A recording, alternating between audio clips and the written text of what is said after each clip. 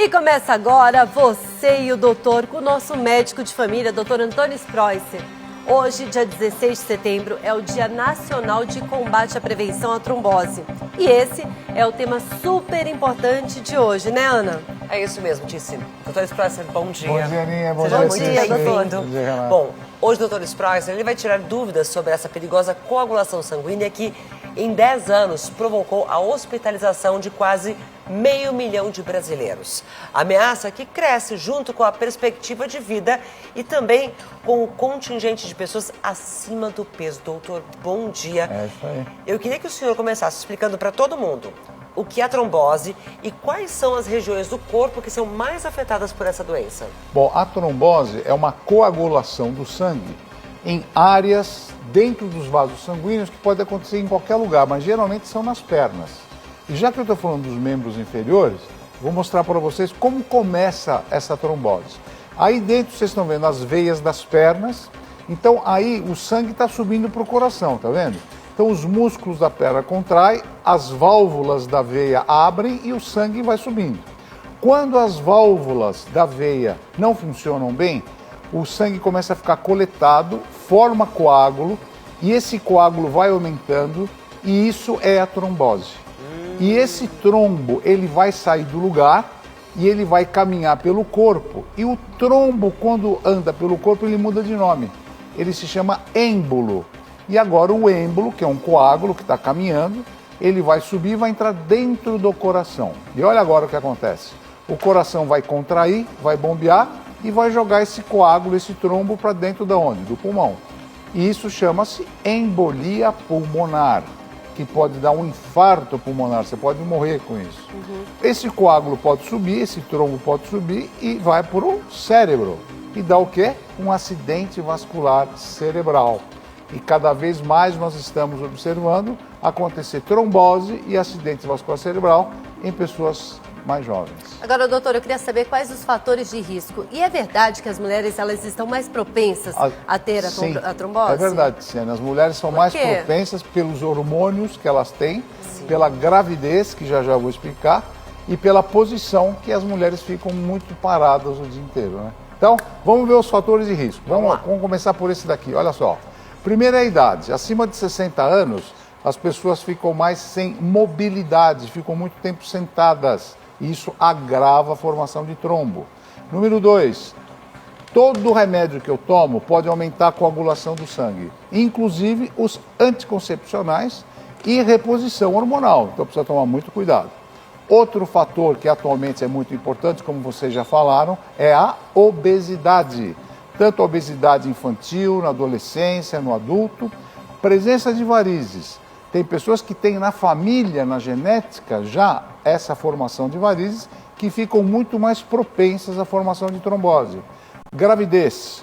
Toda vez que a mulher fica grávida, o sangue para subir para o coração fica mais difícil pelo útero. E isso fica com que uma pressão aumentada nas pernas, inclusive no pós-parto. A mulher no pós-parto tem uma quantidade hormonal muito grande e favorece a coagulação do sangue. E depois disso, o tabagismo. A gente pensa que o cigarro está cada vez mais diminuindo a população de fumantes, mas não. A gente está vendo que o tabagismo aumenta bastante. E o câncer. Toda vez que tem câncer, o câncer já é as células do câncer produzem substâncias que aumentam a coagulação do sangue, consequentemente a trombose. As fraturas ósseas, porque eu vou ter que imobilizar esse membro. E toda vez que eu imobilizo o membro, um braço, uma perna, eu posso favorecer o aparecimento de coágulos, trombos e embolia pulmonar e AVC. Apesar de ter o grupo feminino como maior contingente, a gente vê que são várias as situações que podem causar uma trombose. Por isso, verdade.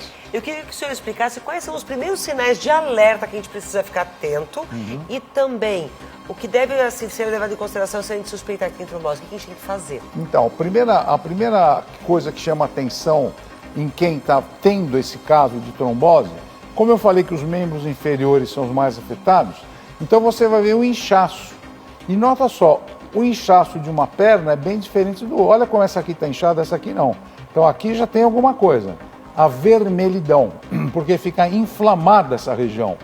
E terceiro lugar, dor. Toda vez que eu coloco a minha mão, eu ando, tenho muita dor. Então é dor, vermelhidão e inchaço.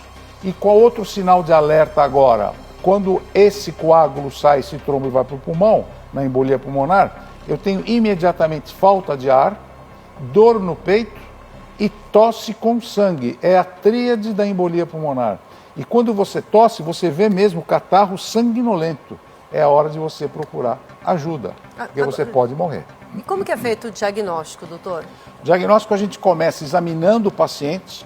Só de eu colocar a mão já vai ter dor, chamado sinal de Roman positivo. Além disso, exame de sangue é muito importante. Atualmente temos o dímero D, ou D-dímero, e o coagulograma, que é um forte indicador de trombose e embolia pulmonar. E além disso, o teste de ouro aqui é o ultrassom e Doppler dos membros inferiores ou do membro afetado, de artérias e veias. Aí eu localizo a trombose, eu vejo onde está a obstrução e já tem que começar o tratamento, né? Por falar nisso, como é que a gente trata? Diagnosticado e agora? Bom, e agora? O que eu faço? Em primeiro lugar, eu começo por medidas não farmacológicas, como, por exemplo, o uso da meia elástica.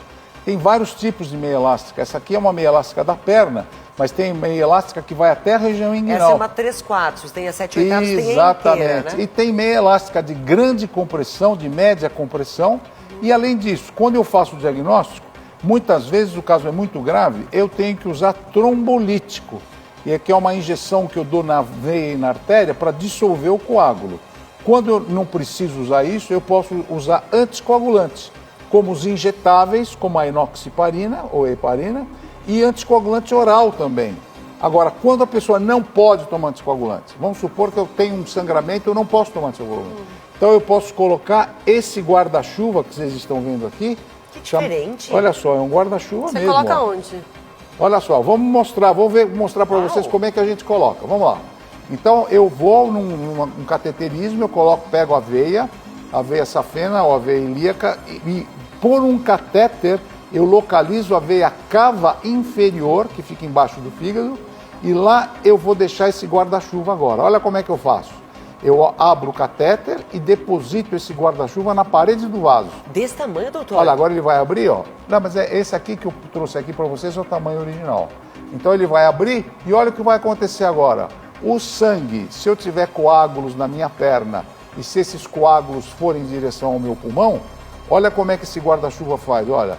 Ele não vai deixar o coágulo subir para o pulmão. Ah, ele faz uma garrinha, ele uma espécie faz uma de garra, rede. ele não deixa, é uma guarda-chuva mesmo, tá vendo? Ele não deixa subir. E Agora, aí eu salvei. Mas esse filtro, ele é para sempre ou a gente tem que trocar? Eu posso trocá-lo ou posso deixar para sempre. Mas geralmente, como eu tenho um anticoagulante mais moderno, eu posso deixar esse guarda-chuva uns 2, 3 meses e depois eu retiro. Ah, então. Bom, é uma coisa que assusta, né? É. Agora, doutor, que dicas o senhor dá pra gente para poder prevenir a trombose? Para isso não acontecer, a gente não ter que passar por isso. É isso aí. Então vamos lá. Vamos ver as principais coisas que eu tenho que fazer para prevenir. Primeiro, levantar-se a cada 2 horas. Você está sentada no escritório, onde você está trabalhando, levanta. Dá um pulo na sua vizinha, conversa, vai ao banheiro, toma água. Por falar em tomar água, é para beber muita água, para o sangue ficar mais diluído e não deixar coagular com muita facilidade. E não esquece, viu? Toma água mesmo. Evitar cigarro. O ideal não é 1, 2, 3 cigarros, é parar de fumar, é 0. É isso. Aí acabou o problema de você ter trombose também. A outra coisa é a atividade física aeróbica, como a corrida, pedalar, nadar, e a musculação também é importante. Unir sempre esses 2 tipos de atividade.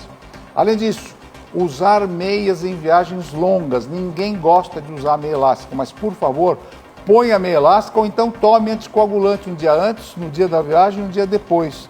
Tanto para ir como para voltar, já que você possa ter algum quadro já de trombose. É isso aí. Doutor Sproiser, muito obrigada por mais essa Prazer aula. em vê-las novamente. Boa Sempre. semana, viu? Muito obrigada. Maravilhoso recebê-lo. Semana que vem tem mais dicas Mais aqui, dicas. mais ensinamentos maravilhosos com o doutor Antônio Sproiser. Obrigado, viu, Obrigado, doutor? boa semana.